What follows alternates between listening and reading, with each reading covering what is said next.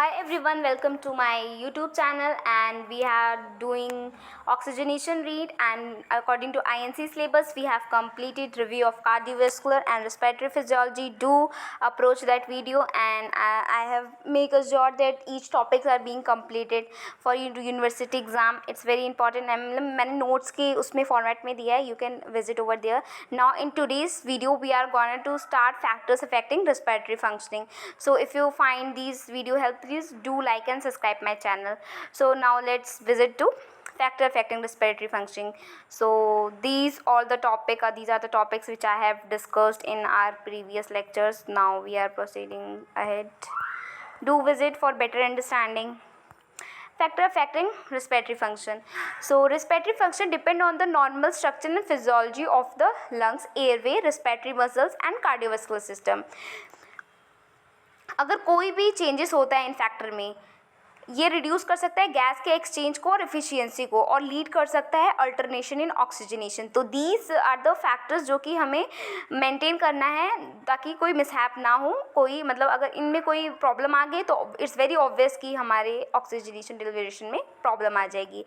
तो what are the factors? तो let's say first factor that's age. Infants and older adults, जो हमारे infants होते हैं या चिल्ड्रन होते हैं, उनका जो उनका एयरवे जो होता है वो स्मॉल होता है और इमेच्योर इम्यूनिटी होती है उनकी, जो कि वो लोग मोर प्रोन इन्फेक्शन से हो जाते हैं और ऑब्स्ट्रक्शन से हो जाते हैं. सो इनमें इनका ऑक्सीजनेशन का अल्टरेशन देखा जाता है. और जो हमारे ओल्डर अडल्ट्स होते हैं उनका रिड्यूस लंग इलास्टिसिटी, उनके जो लंग्स होते हैं उनकी इलास्टिसिटी प्रॉपर्टी बहुत रिड्यूस हो जाती है. लंग्स रिकॉइल एक्सपैंड नहीं हो पाता है ठीक से, तो उनके में भी इसकी मतलब ऑक्सीजनेशन की प्रॉब्लम देखी जाती है due to elasticity lost, decrease chest wall compliance. वही मैंने जैसे बताया कॉम्प्लेंस मतलब इलास्टिसिटी मतलब रिकॉइल नहीं होती है, अपनी जगह वापस नहीं आती है.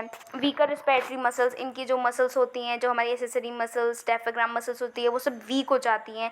Reduce ciliary action, lower vital capacity. These are the factors जो कि इन्फेंट्स में और चिल्ड्रन एंड ओल्डर एडल्ट्स में होते हैं, जो कि ऑक्सीजनेशन नीड्स में प्रॉब्लम करते हैं.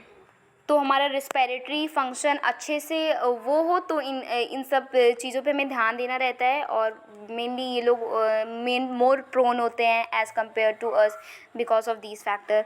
नाउ बॉडी पोजीशन, कैसे रिस्पिरेटरी फंक्शन बॉडी पोजीशन से वो करता है. अब see, upright position promote leg expansion. जब हम लोग अपराइट रहते हैं या सिट करते हैं, स्टैंड करते हैं, तो वो लंग्स को और स्पेस प्रोवाइड करता है एक्सपेंशन के लिए, जिससे गैस का ट्रांसपोर्ट ईजिली हो जाता है. सुपाइन और स्लंट पोजीशन जो होता है वो रिड्यूस कर देता है लंग्स के एक्सपेंशन को और फंक्शनल रिजर्व कैपेसिटी को. जब हम सुपाइन पोजीशन लेते हैं तो हमारी जो लंग का एक्सपेंशन और रिकॉल करने की वो होती है वो कम हो जाती है. And in pregnancy, in large uterus elevates the diaphragm. हमारा डायफ्राम मेन मसल्स होता है जो कि हमारे रिस्पिरेशन में हेल्प करता है, पर क्योंकि यूट्रस प्रोट्रूड आउट हो जाता है बाहर की तरफ, जिसकी वजह से रिस्पिरेटरी फंक्शन में अल्टर आ जाता है. रिड्यूस लंग एक्सपेंशन, लंग का ठीक से एक्सपेंशन नहीं हो पाता है, तो ऑक्सीजन आउटसाइड एंड कार्बन से आउटसाइड में नहीं वो हो पाता है. And obesity, access fat around the thorax and abdomen. जब ओबेसिटी वाले पर्सन क्या तो ओबीज होते हैं, हर मतलब उनके फैट के एरिया के पास देखा होगा बहुत फैट एक्यूमुलेट हो जाता है, जिससे उनका जो चेस्ट का एक्सपेंशन होता है वो प्रोबेट हो जाता है, नहीं हो पाता है चेस्ट का एक्सपेंशन ठीक से, जिसकी वजह से डिक्रीज कॉम्प्लेंस हो जाता है. अगेन वही इलास्टिसिटी, रिकॉइल और कॉन्ट्रैक्ट करने के उसमें नहीं हो पाता है obesity. So we have seen कौन कौन से infants and children age group में older adults are more prone to respiratory alteration, body position, pregnancy and obesity. Now what's the environmental factors. Altitude, we all know about altitude कि अगर high altitude पे हम लोग जाते हैं तो लो oxygen pressure हो जाता है, जिसकी वजह से हाइपोक्सिया हो जाती है और इंक्रीज रिस्पिरेटरी रेट इंक्रीज हो जाएगी. ऑब्वियसली बात है, हमारी बॉडी कंपनसेट करने की कोशिश करती है. हाई एल्टीट्यूड, लो ऑक्सीजन प्रेशर, जिसकी वजह से हाइपोक्सिया हो जाता है. एयर पोल्यूशंस हो गया, जैसे डस्ट, स्मोक, इंडस्ट्रियल केमिकल, ये हमारे जो एयरवे को होता है इरिटेट कर देते हैं और कॉज करते हैं ब्रोंकोस्पैम, COPD and asthma. Temperature and humidity, cold air जैसे हो गया, कोल्ड एयर ब्रोंकोस्पैन कॉज करता है और म्यूकस की थिकनिंग कर देता है, जिसकी वजह से वो क्लॉक हो जाती है हमारे एयरवे पे और ऑक्सीजन मतलब पैसेज नहीं हो पाता है ठीक से। ड्राई एयर इरिटेट कर देती है हमारी म्यूकोसा को। लाइफस्टाइल फैक्टर्स जैसे हो गए एक्सरसाइज, रेगुलर एक्सरसाइज हमारे रेस्पिरेटरी मसल को स्ट्रेंथन अप कर देते हैं और इंक्रीज़ कर देते हैं उनकी कैपेसिटी को टू टेक इनहेल एक्सहेल, और मतलब जो भी मैंने रेजिडुअल वॉल्यूम आपको प्रीवियस उसमें बताए थे वो। सेडेंट्री लाइफस्टाइल रिड्यूस एफिशिएंसी, अगर हम मतलब हमारी लाइफ सेडेंट्री है तो हमारी लाइफस्टाइल फैक्टर की वजह से रिस्पिरेटरी अल्टरेशन हो सकता है। Sedentary lifestyle means no working, only sitting, this kind of work. Smoking and tobacco use, जैसे कि डैमेज, जैसे स्मोकिंग करते हैं तो हमारी जो सीलिया होती है वो डैमेज हो जाती है, हमारा म्यूकस प्रोडक्शन इंक्रीज हो जाता है जो कि क्रॉनिक ब्रोंकाइटिस कॉज कर सकता है, एम्फीसीमिया कॉज कर सकता है and even lung cancer cause कर सकता है। न्यूट्रिशन हो गया, जैसे माल न्यूट्रिशन वीक कर देता है रेस्पिरेटरी मसल्स को और रिड्यूस इम्यूनिटी। मेनली जो हमारी मसल्स होती है respiratory muscles, they need to work properly for proper respiratory functioning. Obesity again restrict ventilation. So these are the environment lifestyle factors. Now we are coming to pathological factors. तो mainly आप अगर इसको exam में आता है alternation respiratory तो आप एक क्लाउड बनाएंगे और आप पहले सब हेडिंग डालेंगे जैसे pathological factors, lifestyle factors and environmental factor, फिर इनके अंदर ये सब हेडिंग डालेंगे, so that will be looking more means representative. This is the way to gain marks in university exam. मतलब अगर पैराग्राफ लिखते हैं तो वो आई कैचिंग नहीं होता है, मेनली हमें अपने कंटेंट को ऐसे प्रेजेंट करना रहता है कि वो आई कैचिंग बने। इट डजेंट मैटर कि व्हाट यू हैव रिटन, मतलब आप प्रेजेंट किस तरीके से करते हैं, that invigilator mainly sees. So now let's proceed on topic pathological factor में respiratory disease, again respiratory function obviously impact करेंगे, जैसे अस्थमा हो गया, bronchitis, tuberculosis हो गया, pneumonia हो गया, emphysema हो गया, these are the respiratory disease. Cardiac disease में जैसे हार्ट फेलियर हो गया, leads to pulmonary congestion and dyspnoea. Neuromuscular disorders हो गया, मेस्थेनिया ग्रेविस हो गया, spinal cord injury, impaired respiratory muscle function.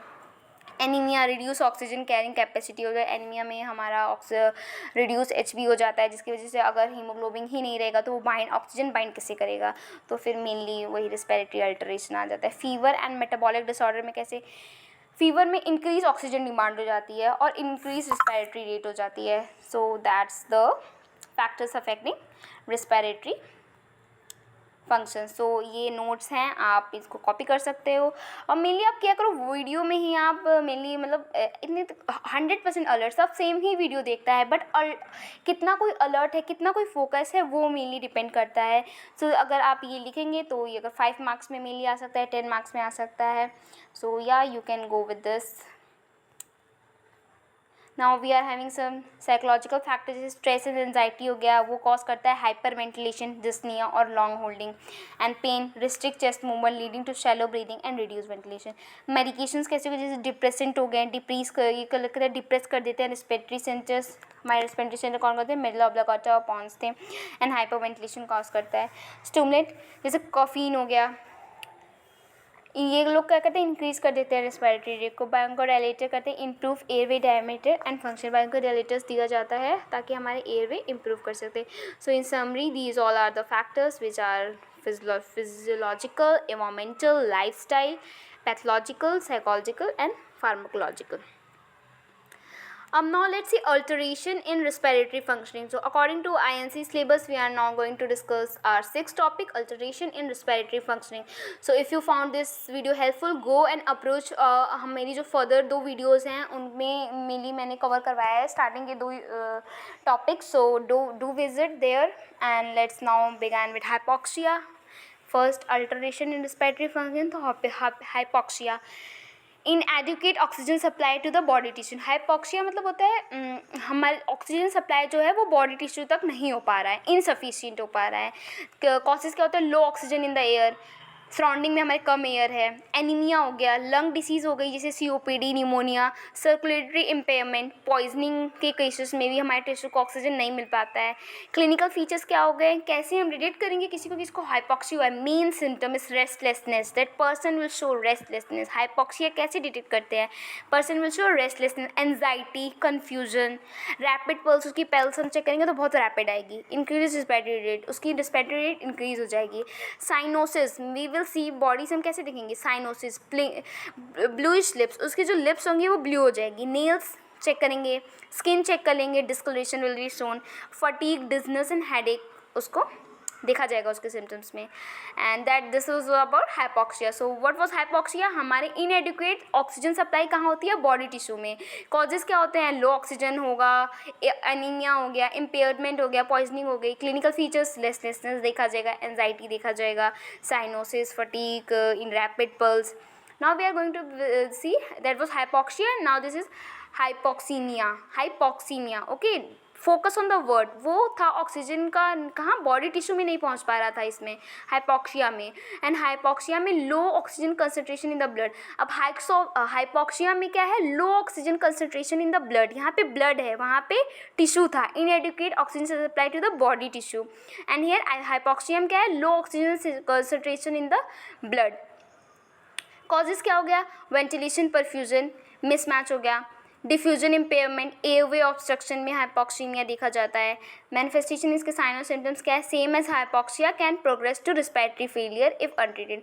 अगर हाइपोक्सीमिया को ट्रीट नहीं किया गया तो ये रिस्पिरेटरी फेलियर में कर जाओ, उसके साइन और सिम्टम्स सेम है हाइपोक्सिया की तरह। Now we are seeing third alteration, that's hypercapnia, that's increase carbon dioxide in the blood. The word itself says क्या, कार्पनिया, तो you can relate it. Hypercarpnia increase, hyper increase, capnia carbon dioxide level in the blood. तो cause क्या हो गए इसके, hypoventilation, hypoventilation की वजह से भी हाइपोकैपिया हो जाता है, respiratory muscle weakness, airway obstruction, COPD conditions. COPD क्या है, सीओपीडी का फुल फॉर्म है chronic obstructive pulmonary disease. Clinical feature क्या है हाइपरकैपनिया के, headache, flush skin, drowsiness, confusion, bounding pulse है, we have to note bounding pulse, वहाँ पे हमारे इंक्रीज पल्स रेट आ रही थी, यहाँ पे बाउंडिंग पल्स है। In severe cases carbon dioxide necrosis, और जो कि लीड करता है unconsciousness. Now we are seeing hypoventilation, this is a fourth condition, hypoventilation, decrease rate of depth of breathing. अब हाइपोवेंटिलेशन में हमारे जो हमारा रेट और डेप्थ, या तो रेट और डेप्थ हमारी ब्रीथिंग का डिक्रीज़ हो जाता है। अब अगर हमारी ब्रीथिंग अगर डिक्रीज़ हो जाएगी, उसका अगर रेट डिक्रीज़ हो जाएगा तो हमारी जो ऑक्सीजन कार्बन डाइऑक्साइड का हमारा रिटेंशन हो जाएगा, मीन्स कार्बन डाइऑक्साइड प्रिवेल करने लगेगी बॉडी के अंदर।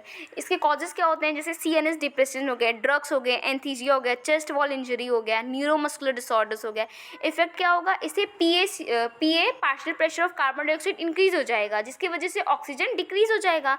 अब सोचिए बॉडी में ऑक्सीजन डिक्रीज़ हो जा रहा है और कार्बन डाइऑक्साइड इंक्रीज़ हो जा रहा है, तो क्या होगा, रिस्पिरेटरी एसिडोसिस हो जाएगा। क्यों, क्योंकि कार्बन डाइऑक्साइड का लेवल बढ़ रहा है, हमारे ब्लड में कार्बन डाइऑक्साइड का लेवल बढ़ रहा है और ऑक्सीजन का घट रहा है, तो रिस्पिरेटरी एसिडोसिस हाइपोवेंटिलेशन में रिस्पिरेटरी एसिडोसिस होता है। मार्क माय वर्ड्स, ये MCQs में पूछ लिया जाता है और बहुत कंफ्यूजिंग होता है।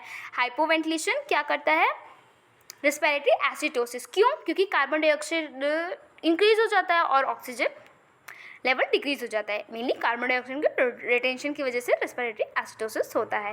That was our fourth condition, hypoventilation. Now we are proceeding towards hyperventilation.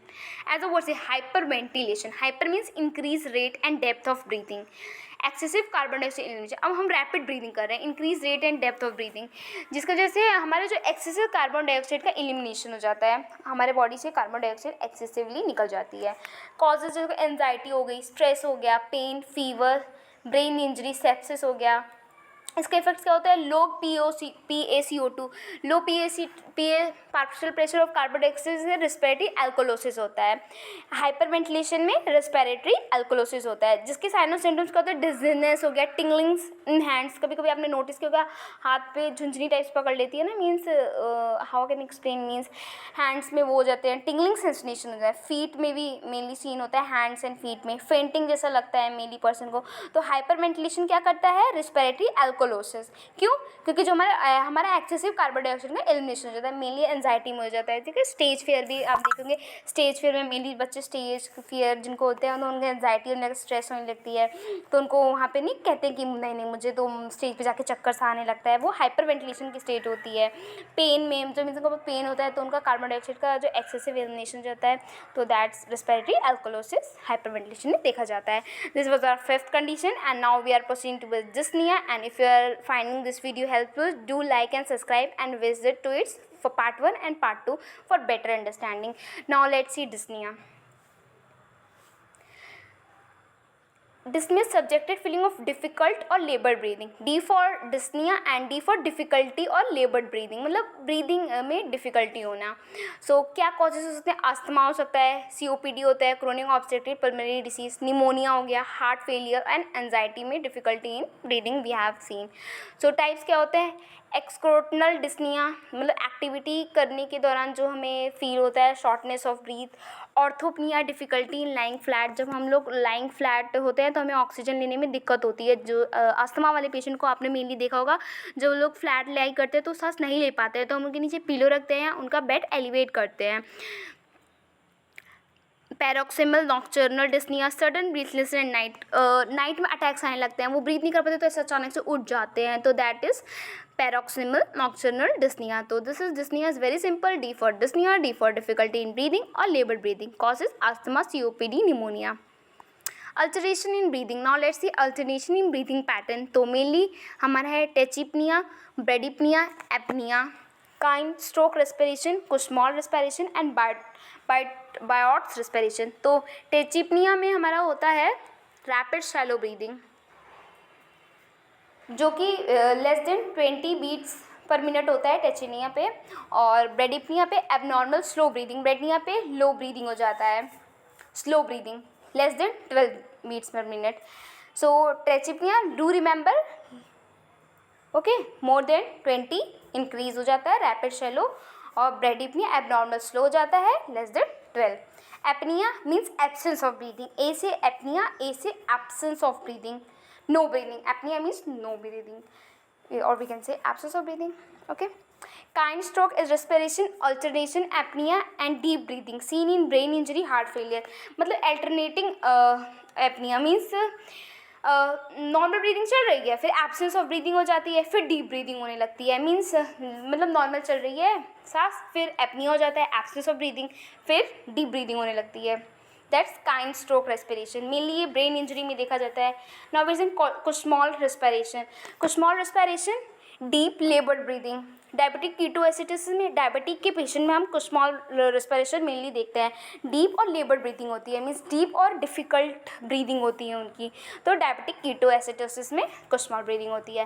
बायोट्स respiration, irregular breathing with apnea, means irregular breathing होती है, मीन्स ब्रीदिंग पैटर्न बहुत इरेगुलर होता है, और with apnea means absent, breathing irregular हो रही है और बीच में गायब हो जा रही है. CNS डैमेज के मेनली कॉज की वजह से होता है. तो this is alternation in breathing. And what are the other causes of respiratory alteration? Cough and sputum production. Cough, protective reflex to clear airway. Cough coughing process, ये process होता है जिसमें जब हम अपने कफ कर यू हैव एक्सपीरियंस, हम कफ करते हैं तो हमारा जो रिफ्लेक्स होता है, हमारा एयरवे मेनली क्लीन हो जाता है. और स्पूटम अल्ट्रेशन में प्यूरुलेंट, अगर स्पूटम हमारा प्यूरुलेंट हो तो इन्फेक्शन शो करता है, फ्रंटली पिंक हो तो पल्मोनरी एडमा शो करता है, और ब्लडी हो या हीमोपाइटोसिस कहते हैं जिसे, TB में देखा जाता है, ब्लडी लंग कैंसर में, trauma. Airway obstruction, partial complete blockage of the foreign body, tumour, swelling और सेक्रेशन, हमारा एयरवे ऑब्स्ट्रक्ट हो जाता है. मैनिफेस्टेशन में क्या? Wheezing sound, stridor sound, choking, inability to speak, cyanosis, ये एयरवे ऑब्स्ट्रक्शन के साइन एंड सिम्टम्स हैं. So in summary I would like to tell these point. Hypoxia, hypoxemia. Hypoxia क्या था? टिश्यू तक ऑक्सीजन नहीं ठीक से पहुंच पा रहा था. हाइपोक्सीमिया क्या था? ब्लड में नहीं पहुंच पा रहा था. Hypercapnia, hyper ventilation, hypo and hyper ventilation we have seen. Dyspnea, difficulty in or laboured breathing, abnormal breathing pattern we have seen. Cough, sputum changes and airway obstruction. So this was all about, and these are the notes you can write and learn on the moment on the spot. Okay, if you found this video helpful, do like and subscribe my channel and do approach to part 1 and part 2. Thank you for watching.